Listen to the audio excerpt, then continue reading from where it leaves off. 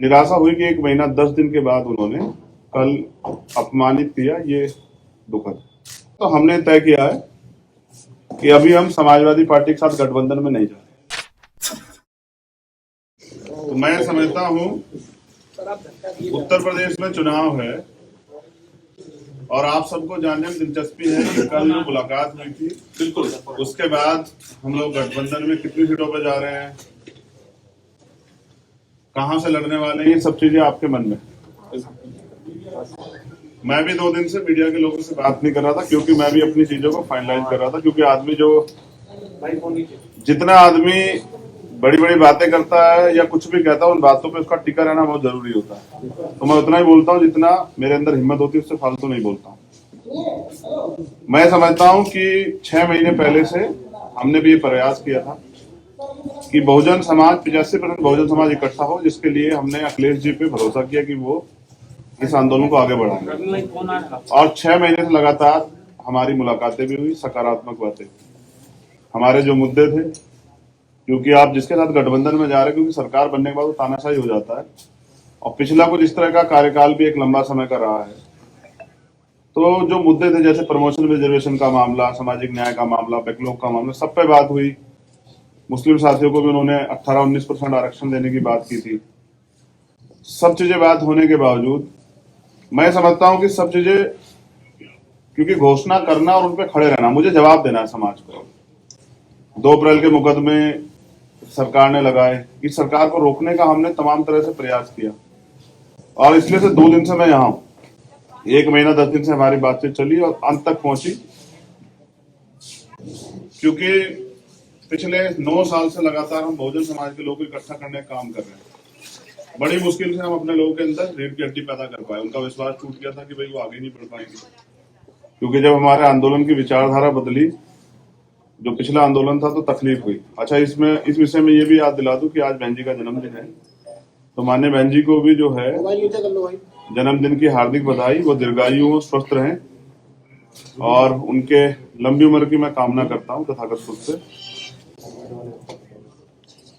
भरपूर प्रयास किए गए, क्योंकि हमारे लोगों का एक भरोसा है, पिछली बार जो अखिलेश जी की सरकार में होगा, उनको ये डर है कि अगर हमारा लीडर वहां नहीं होगा तो कल जो सरकार बन जाएगी हमारे लोगों के वोट से, तो मुझे नहीं लगता कि उनपे सारे मुद्दों पे बात हो पाएगी, क्योंकि जो उनकी पार्टी से शेड्यूल कास्ट के लीडर जीत के जाएंगे या नहीं भी जाएंगे, वो बेचारे अपने राष्ट्रीय अध्यक्ष के प्रति खिलाफ नहीं हो सकते। पूरी जिम्मेदारी से 2 दिन यहाँ रहने के बाद, सारी पार्टी कार्यकर्ता बात करने के बाद, सारी चीजों को छोड़ के हमने तय किया कि बीजेपी को रोकना है, किसी भी कीमत पर रोकना है। हम लोग बीजेपी को सत्ता में नहीं आने देंगे, क्योंकि मैं निर्दोष होते 16 महीने जेल में रहा, 100 से ज्यादा मुकदमे। आज भी आप देख लो कि प्रेस को नहीं करने दे रहे हैं, मुख्यमंत्री खुद प्रेस करते हैं, प्रधानमंत्री मास्क उतार के घूमते हैं सारे में। तो बीजेपी ने जो 69,000 शिक्षक भर्ती घोटाले के, इन सबको रोकने के लिए हमने एक कदम बढ़ाया। सकारात्मक रही सब चीजें, लेकिन अंत समय में मुझे लगा कि अखिलेश जी को दलितों की जरूरत नहीं है। वो इस गठबंधन में दलित नेताओं को, दलित लीडरशिप को नहीं चाहते। वो चाहते हैं कि उनको दलित वोट करें, लेकिन मेरा डर ये था कि अगर दलित उनको वोट कर देंगे तो कल जो उनके ऊपर एक आरोप पिछली सरकारों में भी रहा, क्योंकि माननीय काशीराम साहब को मैं नेता मानता हूं, उन्होंने भरोसा करके नेताजी को मुख्यमंत्री बनाया, फिर क्या हुआ आपके सामने। इसी डर को समाज के अंदर डरता, सारे बुद्धिजीवियों ने, हमने खुद में भी चर्चा की, सब लोगों ने कहा कि आप खुल के बात कीजिए कि कल ऐसा तो नहीं कि सरकार जाने के बाद, सरकार बनने के बाद जो है हम अपने विषय पे बात ही ना कर पाए, दलितों के साथ फिर वो शोषण हो, घर जलाए जाए, उनकी जमीन कब्जाए जाए, उनको पीटा जाए, उनको सताया जाए, महिलाओं के रेप हो, हाथरस जैसे कांड हो।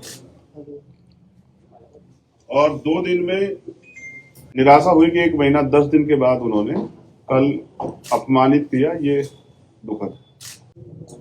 अपमानित किया आपको? ये बहुजन समाज के लोगों का उन्होंने अपमान किया है। किसने सर? अखिलेश यादव ने। मुझे ये भरोसा था कि वो भी 85% बहुजन समाज के लोगों को इकट्ठा करने का प्रयास करेंगे, क्योंकि हम सब लोग भाजपा को रोकने का प्रयास कर रहे थे। मैं समझता कि यहाँ पीठ के दर्द के बाद भी 2 दिन से हूँ कि किसी तरह से बात सकारात्मक हो जाए, लेकिन कल आने के बाद उन्होंने कहा था कि मैं शाम तक बताता हूँ, उनका जवाब अभी तक नहीं। तो मैं समझता हूं कि वो इस गठबंधन में दलित समाज के लोगों को नहीं चाहते, जबकि बड़े पैमाने पे हमारे साथी जो हैं, जो कार्यकर्ता जिनकी वजह से आज चंद्रशेखर यहाँ बैठे हैं बीमार में आजाद समाज पार्टी के, उनकी ये मन था कि वो बीजेपी को रोकने के लिए इस गठबंधन का हिस्सा बने। मैंने कल ट्वीट भी किया था, आप सब लोगों ने अपने मीडिया के माध्यम से चलाया, तो मैंने कहा था कि आप अगवा हैं, आपकी जिम्मेदारी है। दलित समाज, पसमानदा समाज, आपका दस्तकार समाज, पीड़ित समाज, वंचित समाज, पिछड़ा वर्ग के सारे नेता आपके साथ इसलिए इकट्ठा हो रहे हैं कि आप सामाजिक न्याय करेंगे। लेकिन मुझे लगता है कि अभी अखिलेश जी सामाजिक न्याय का मतलब नहीं समझ पाए। सामाजिक न्याय कहने से नहीं होता है। हम काशीराम साहब को मानने वाले लोग, जिसकी इतनी संख्या बारी उसकी इतनी हिस्सेदारी की बात करते हैं, तो 25-25.5% दलितों की हिस्सेदारी ये है कि वो उनको गठबंधन में नहीं रखना चाहते। मीडिया के लोगों से मुझे शिकायत है कि बिना मेरे किसी ऑफिशियल स्टेटमेंट के, ना उनके कोई ऑफिशियल स्टेटमेंट के, आप लोगों ने भी किससे कहीं से खबरें चला दी कि ये सीट मिल रही है, वो सीट मिल रही है। नहीं चंद्रशेखर की टीवी 9 ने चलाया, हमने नहीं चलाया। और मैं उन साथियों से भी कह रहा हूँ, कम से कम पत्रकारिता गरिमा तो बना कर टीवी 9 ने चलाया। स्पष्ट कीजिए, गठबंधन हो रहे नहीं हो रहा, काफी सारी बातें कहे, नाम लेकर स्टेटमेंट क्लियर कीजिए। आगे की रणनीति आपकी क्या है? देखिए, मैं फिर क्या बात कहते हैं? मैं यही कह रहा हूँ ना कि 1 महीना 10 दिन से उन्होंने हमसे बात की, तय करके रखा और हमसे कहा कि आप परेशान मत हो। मैंने उनसे कहा कि आप बड़े भाई हैं, क्योंकि उनको चिंता हो या ना हो, वंचित वर्ग के लोगों की हमें चिंता है। मैं प्रमाणित भी करता हूं कि पिछले 5 साल में समाजवादी पार्टी के राष्ट्रीय अध्यक्ष किसी एक दलित की हत्या पे, रेप पे, कितने बड़े बड़े मामले में नहीं गए उनके घर। फिर भी हमने सारी चीजों को दरकिनार करके स्वाभिमान सम्मान की लड़ाई लड़ने वाले चंद्रशेखर उनके घर गए, 3-3 बार उनसे मुलाकात की, उनसे अपील की कि इसको बना लेते हैं। लेकिन वो शायद किसी मन से तय करके बैठे कि हमें दलितों की लीडरशिप नहीं खड़ी होने देनी। वरना मैं समझता हूं कि कल जब मैंने उनसे कह दिया था कि आप बड़े भाई आप तय कर लें, तो उनको मुझे बुलाना चाहिए। वो तो इसमें रोज दलित वंचित आपकी क्या मांगे थी उनसे जिनको उन्होंने नहीं मांगा? स्पेसिफिक अभी भी नहीं हो रहा है, हो रहा है नहीं हो रहा है, चल रही है प्रेस कॉन्फ्रेंस चैनलों पे, एक स्पेसिफिक लाइन क्लियर बिल्कुल की क्या हुआ है? हुआ ये है कि अखिलेश जी के ऊपर मैंने कल जिम्मेदारी छोड़ी थी वहां से आने के बाद कि आप तय कर लें कि आप हमें गठबंधन में चाहते हैं, क्योंकि बात सीटें और ये सब चीजें कई मायने रखती है। कल हम उनके लिए प्रयास करेंगे कि उनकी सरकार बन जाए, तो उनमें हमारे हितों की रक्षा होगी या नहीं होगी। कुछ मुद्दों पे वो, जैसे प्रमोशन में रिजर्वेशन का बिल फाड़ा गया, उन्होंने मना कर दिया कि वो इस पे नहीं करेंगे। तो हम दलितों और पिछड़ों के लिए चाहते थे कि भाई प्रमोशन रिजर्वेशन के बिल पे स्थिति साफ करें, बैकलॉग पे। कहने से नहीं होगा, आपको देना पड़ेगा जवाब, आपको नोट बना के देना पड़ेगा। हमारा यह था कि आपको कहनी पड़ेगी मजबूती से बात कि हम करेंगे। और हमारे लोगों को ये लगता है कि जब आप वहां नहीं हैं तो उनके कहने से फर्क नहीं पड़ता, वो करेंगे नहीं। क्योंकि पिछले भी हम पे एक उदाहरण है, लंबे समय से कितने मामले हुए हैं और अखिलेश जी चुपके साबित करते हैं कि वो दलितों को, जैसे बीजेपी आज खेल कर रही है ना कि दलितों का खाना खा रही है, वो आज भी साबित कर रही है कि लोकतंत्र में जहाँ सबको बराबर की हिस्सेदारी, सम्मान है, अवसर है, वहां वो भी जिस तरह खेल कर रही है। मुख्यमंत्री कल दलितों के खाना खाने गए, तो बीजेपी जैसा ही जो है ना व्यवहार उनका कल देखने को मिला। चंद्रशेखर भाई, एक सवाल आपसे ये है चंद्रशेखर भाई, देखिए ये पहले तो ये क्लियर कर दें, एक छोटा सवाल है, बस 2 दिन से आप इंतजार कर रहे हैं ना। मैं भी 2 दिन से, मुझे 9 साल हो गए इस लड़ाई को लड़ते हुए।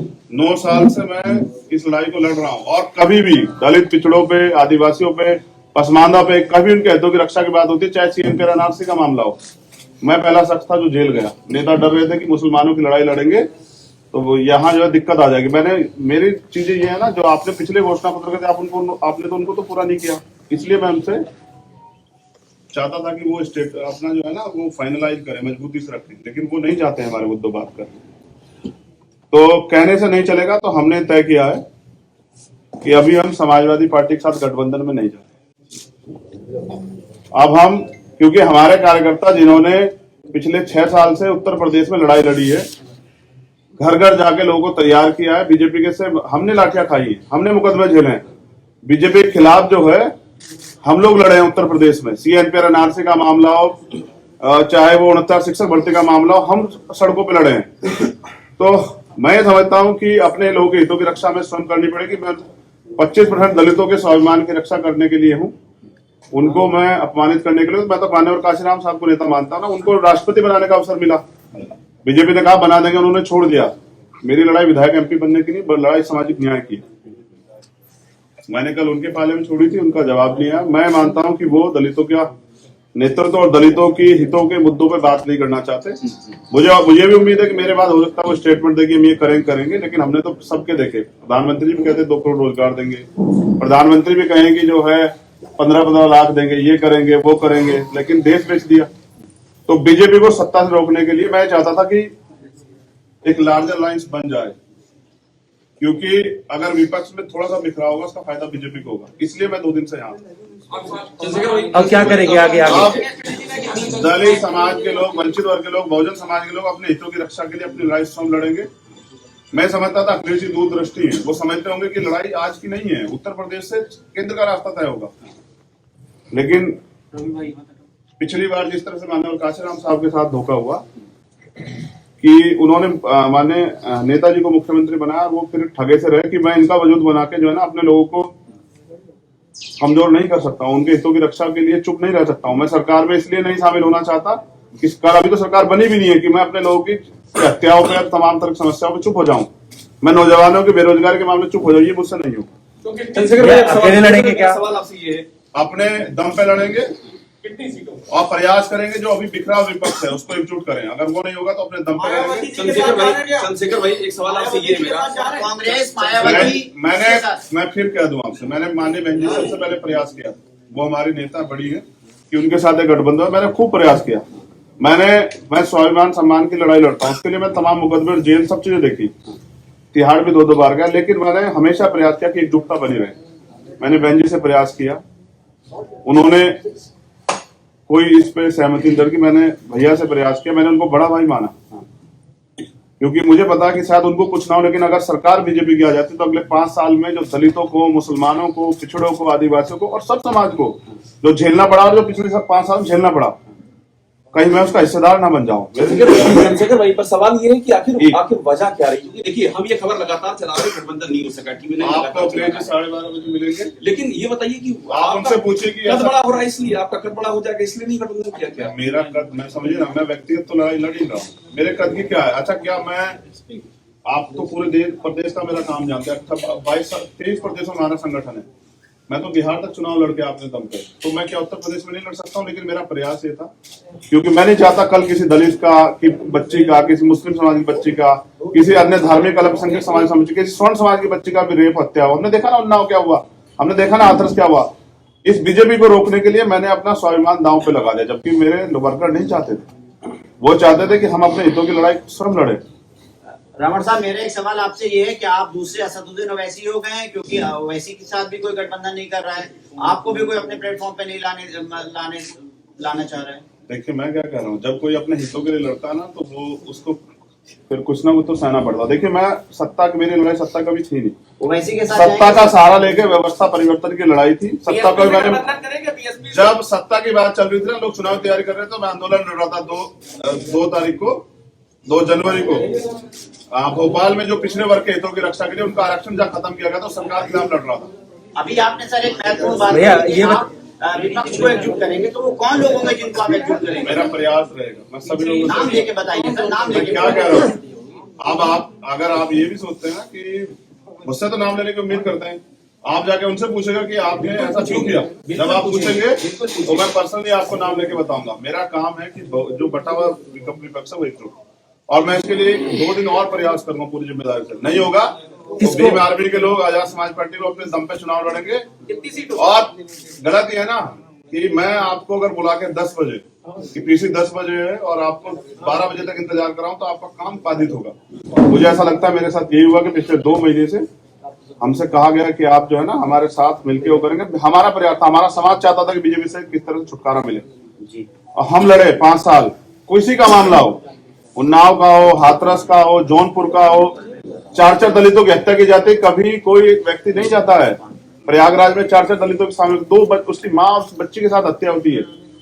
आपने कुछ सीटों की मांग की थी क्या? जैसे बात हिस्सेदारी की है, जिसकी इतनी संख्या बारी उसकी इतनी हिस्सेदारी। आपको 3 सीटें, आपको 3 सीटें दे रहे थे, हमारी जानकारी है, और उसमें 2 सीटें कह रहे थे आप उनके सिंबल पे लड़िए। तो मैं क्या कह रहा हूँ, ये आप उनसे पूछेगा दे रहे थे या नहीं दे रहे थे। आजाद भाई, TV9 का आजाद भाई TV9 का आखिरी सवाल ये है कि आप किसको अप्रोच करेंगे, प्रियंका जी को, बहन जी को, या फिर अगर बात नहीं बनती तो अकेले कितनी सीटों पर मैंने लड़ेंगे? कहा कि मैंने हमेशा प्रयास किया, लेकिन लड़ाई जो है ना यहाँ इस प्रदेश में महिला सुरक्षा की है। ये लड़ाई इस प्रदेश में हक अधिकार की है, लड़ाई इस देश में बुनियादी है, मुद्दों की राजनीति है। मैं धर्म और उसकी राजनीति में नहीं जाता हूँ कभी। लड़ाई मुद्दों की राजनीति और मुद्दों पे बात नहीं होती। प्रियंका जी के साथ जाएंगे।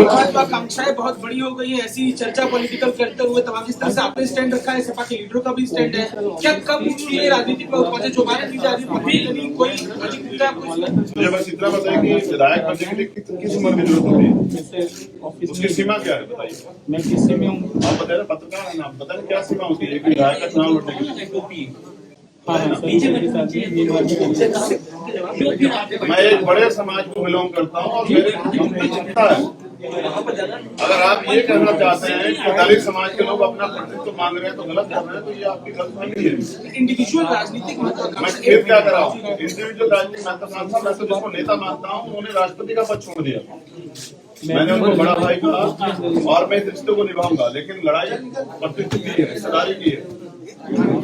आपके ऐलान समाज के लोग किससे भीख नहीं मांग रहे सर। आपके ऐलान के बाद अगर अखिलेश जी का फोन आता है तब आप क्या करेंगे? अभी आपने कहा अखिलेश जी ने फोन नहीं किया, अगर आपके ऐलान के बाद अखिलेश जी का फोन आता है तब आप क्या कहा? फोन नहीं किया ना, जिनको जिम्मेदारी लगाई थी उनके साथ बात नहीं की है। दरवाजे बंद हो चुके हैं क्या आपकी तरफ से समाजवादी के? राजनीति में सभी दरवाजे बंद नहीं होते हैं। जो लोग एक दूसरे के खिलाफ मुकदमा कराते हैं वो भी साथ लड़ जाते हैं। मेरा प्रयास ये है कि एक मजबूत आप विपक्ष बनता जो बीजेपी को रोकता, जिसमें सबकी भागीदारी होती है। आप बताओ उनके पास अभी कोई दलित समाज के कोई पार्टी लीडरशिप है क्या? मेरे आज के बाद शायद वो किसी चर्चा करने लग आप जाए। दलित समाज मुस्लिम समाज की बात करते हैं, क्या वो इसी के साथ आएंगे आप चुनाव लड़ने? अकेले हैं, 1 और 1 11 होते हैं, वो ऐसी के साथ जाएंगे। जो कुछ होगा, आज 2 दिन का समय आपसे लिया है, उसके बाद अपनी बात आपसे रखेंगे, लेकिन कभी भी दलित समाज के सम्मान से खिलवाड़ नहीं होने दूंगा, ना उनके सम्मान से जो है ना खिलवाड़ करने दूंगा। मैंने विश्वास किया कि हम इस बीजेपी को रोकने के लिए सक्षम है और हम जो बिखरा उसको इकट्ठा करेंगे, एक मजबूत लड़ाई लड़ेंगे उत्तर प्रदेश में। धन्यवाद।